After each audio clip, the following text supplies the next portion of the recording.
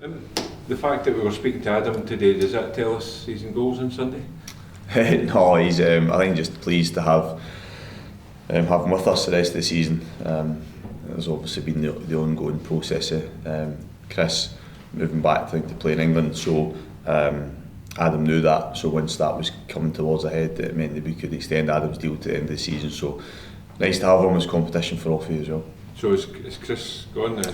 Not confirmed, but yeah, I would expect over the coming hours for that to be confirmed as well. And which is what he wanted. I think Chris wanted to play regular first team football, and the situation we had at the club meant that we couldn't guarantee that. And Adam's situation was dependent upon that to a degree as well, because I was quite open in saying that I don't think we could afford to carry three first team goalkeepers, if you like, because all three of those goalkeepers are good keepers who would have a case to play.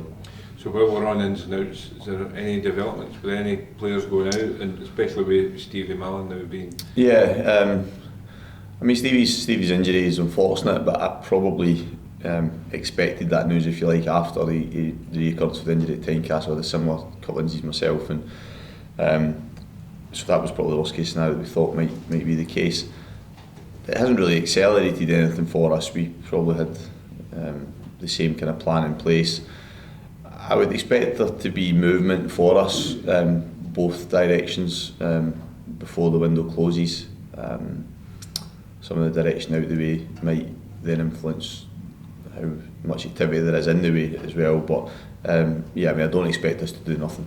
Is much interest in any of the players? I think Ross County were in the Ollie. No, we've had that. We've obviously, again, I think I've spoken previously about having a squad that is relatively healthy in numbers, but certainly not a small squad. And so when you have that, you have players that obviously haven't been playing regularly.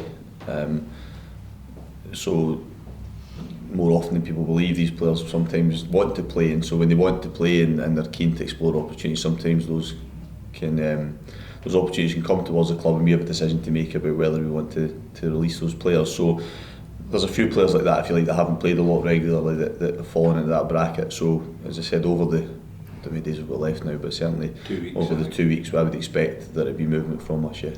Scottish Cup Sunday, Dundee United, Robbie Nielsen again. You worked with Robbie at Hearts. Did you expect him to go to England and then be back quickly in Scotland again? I think he's always been ambitious. I think he's always been driven. I think he's shown that from what he's achieved to date, because he has had, he's been pretty successful as a manager for a young manager. I'm saying young, but in age, but in terms of experience now, a lot of games under his belt. So moving to England in the first place probably didn't surprise me, because I think that managers see it's an opportunity to test himself again. Probably similar to myself, do you expect to then return to Scotland relatively quickly? Maybe not, but it's been the case. It sometimes happens, and I think he'd got an opportunity at a good club, and a club that had the potential to go in the right direction, and that's what we're doing at the moment. He certainly has, made a huge impact, and certainly with the financial backing of the American owner, similar here as well. Yeah. It's going to take some really catastrophic for them not to win the championship this year. Yeah, I mean, Robbie's had experience of winning that league, and I've had the same experience, and it isn't an easy league to win at any point.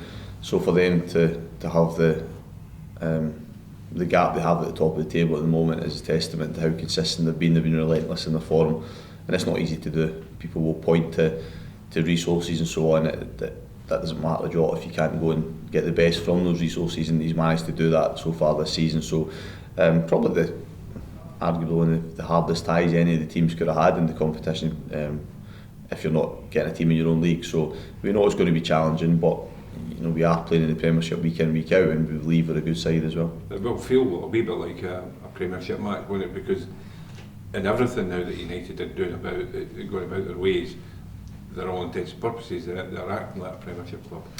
Yeah, I mean, I know they've put the investment they've put into the whole infrastructure and how they've promoted their academy, if you like, to the status it has now, etc. And that requires resources and personnel, and so they've broadened their club like that. And then, of course, when you have that infrastructure below the first team, you need the first team then to reach the highest league as well.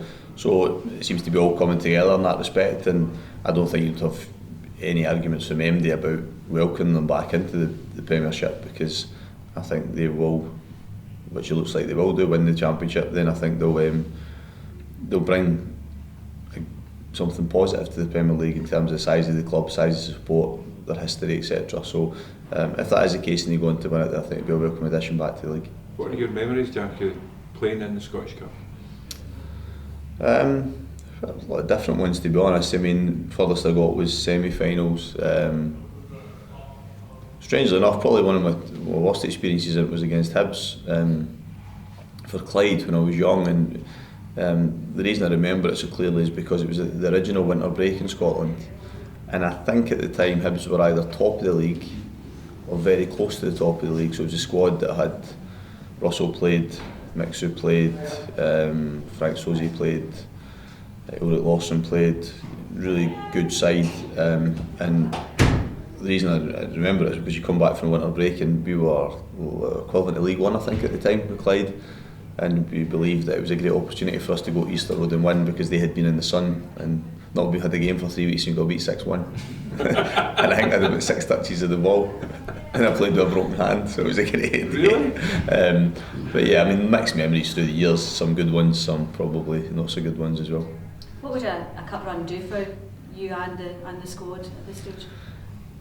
I said when I first took the job that we should always, as a club, look upon it as a realistic chance of silverware, and that should never change for Hibs. The monkey's off the club's back, if you like, with what Alan and his squad achieved not so long ago. And that maybe helps to a little bit of degree in terms of pressure, but we should always have that pressure of wanting to try and win the competition. I don't think that should ever change for us as a club. So, and this season, it's not like it would be a distraction. I think it would help keep an excitement about our season as well. We've got enough to try and do in terms of improving upon the position we're in the league at the moment, but certainly we want to go and win the competition. It's not a case of saying we want to progress as far as we can. Our aim going into Sunday's game is to win that game, and then beyond that to try and win the cup. What were the benefits for you of having a bit of time with the squad for the first time, I suppose, since you came in and taking them away? Yeah, I enjoyed it. I think more, we had a lot of games in a short period of time, and it probably allowed me to a bit of reflection, because I hadn't really had that often between the games. It was really just a case of moving on to the next one and making sure that we gathered enough points over that period, and we did okay in that regard. So it allowed me to reflect on everything what I was working with, how they had responded in games and in training, and what I was doing with them, which was nice to have that period. And then the 5 days we had in Spain were helpful because we had pleasant weather in comparison to what I think it had been like here, so that helped again.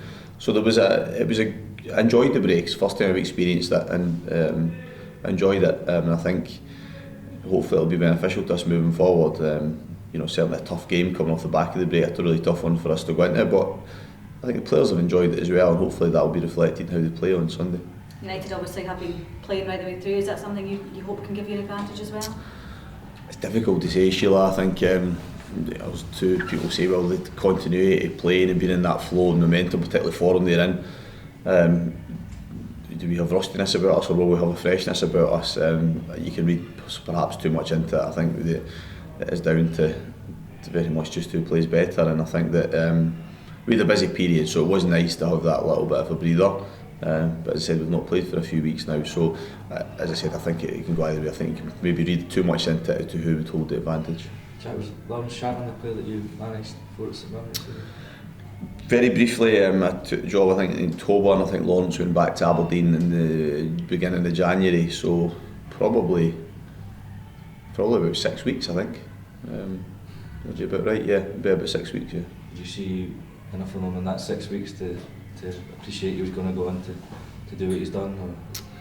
Or? Well, you've got to remember at that point Lawrence was a Premier League player with Aberdeen, so what he's done in his goal scoring record has been great, but I'm sure he would say that as well. He wants to play in the Premier League and show he can play there, so he's had to find another route back towards that level. I know Derek gets asked a lot about him because Derek had him at Aberdeen, and I think what Derek has said is completely fair and accurate, that I think Lawrence has always had an ability to score goals and is a very, very pleasant individual, a really good boy to work with. But there's a maturity about him now, probably I don't necessarily just mean his game, just his emotional maturity that comes at different ages, and I think he would acknowledge that, and then the benefit of having that is reflected in his performances and what he's done over the last 2 or 3 seasons now. So if you strip it back to the original question, did I always see that he could score goals? Yeah, I mean, any manager and coach has worked with him. It's just then making sure all the parts of his game came together, and they look like they're doing that. I haven't seen a lot of him in the flesh naturally over the last couple of years, but look forward to seeing him on Sunday, because he was a pleasure to work with the time I had him. I know he comes from a good family as well, but I hope he plays poorly. So He's not played poorly much recently, so is it something that you have to take extra kind of notice of him and have a plan for him, honestly? no, I mean we have a consistency about our preparation for any game, and that part of that is around the other team's strengths and weaknesses, but individual threats within it. But over my time since I came here, we've played. We've had to deal with Odsonne Edouard, and we've had to deal with. I was going to say Alfredo Morelos, who didn't, he was suspended, but we had to deal with the Ryan Kent or whoever you might pick out individually. We had to deal with good players, individual players. So Lawrence is a good individual player, but we've came up against them over the course of the season to date as well. Who's in, who's out? Any injuries? Obviously Stevie, as we mentioned. Josh Vela still has an injury.